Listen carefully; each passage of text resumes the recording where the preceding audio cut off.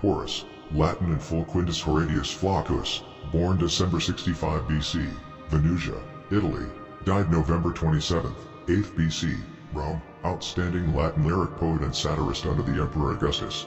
The most frequent themes of his odes and verse epistles are love, friendship, philosophy, and the art of poetry. Nothing's beautiful. From every point of view. A picture is a poem without words. Mix a little foolishness with your serious plans. It is lovely to be silly at the right moment. Adversity has the effect of eliciting talents, which in prosperous circumstances would have lain dormant. Life grants nothing to us mortals without hard work. Remember when life's path is steep, to keep your mind even, seize the day and put the least possible trust in tomorrow. The pen is the tongue of the mind. Adversity reveals genius, prosperity conceals it. You may drive out nature with a pitchfork, yet she'll be constantly running back. Pale death beats equally at the poor man's gate and at the palaces of kings. Begin, be bold and venture to be wise. Cease to inquire what the future has in store, and take as a gift whatever the day brings forth. A word once uttered can never be recalled. Undeservedly you will atone for the sins of your fathers. Wisdom is not wisdom when it is derived from books alone. Anger is a short madness. Life is largely a matter of expectation. A heart well prepared for adversity. In bad times hopes, and in good times fears for a change in fortune. It is courage, courage, courage, that raises the blood of life to crimson splendor. Live bravely and present a brave front to adversity. It is when I struggle to be brief that I become obscure. Knowledge without education is but armed injustice. Pale death, with impartial step, knocks at the heart of the poor in the towers of kings. The foolish are like ripples on water, for whatsoever they do is quickly effaced. But the righteous are like carvings upon stone, for their smallest act is durable. Fidelity is the sister of justice. He who postpones the hour of living is like the rustic, who waits for the river to run out before he crosses. No poems can please for long or live, that are written by water drinkers. It is your concern when your neighbor's wall is on fire. He who had begun has half done. Dare to be wise, begin.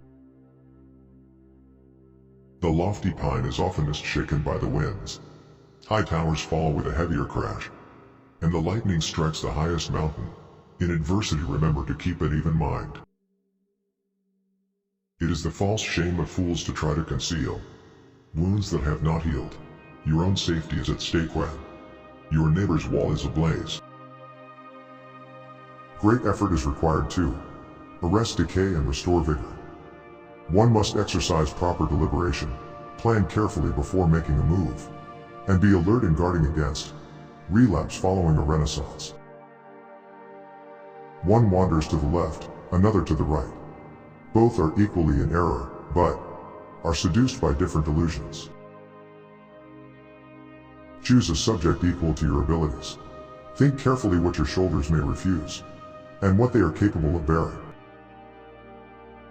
What we learn only through the ears makes less impression upon our minds than what is presented to the trustworthy eye. Sad people dislike the happy, and the happy the sad, the quick-thinking the sedate, and the careless the busy and industrious. Time will bring to light whatever is hidden.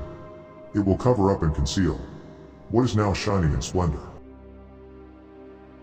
The one who cannot restrain their anger will wish undone what their temper and irritation prompted them to do.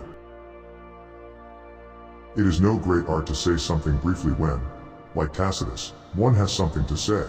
When one has nothing to say, however, and nonetheless writes a whole book, and makes truth into a liar, that I call an achievement. A shoe that is too large is apt to trip one, and when too small, to pinch the feet. So it is with those whose fortune does not suit them. Avoid inquisitive persons, for they are sure to be gossips. Their ears are open to hear, but they will not keep what is entrusted to them. You traverse the world in search of happiness, which is within the reach of every man. A contented mind confers it on all. He is armed without who is innocent within. Be this thy screen, and this thy wall of brass.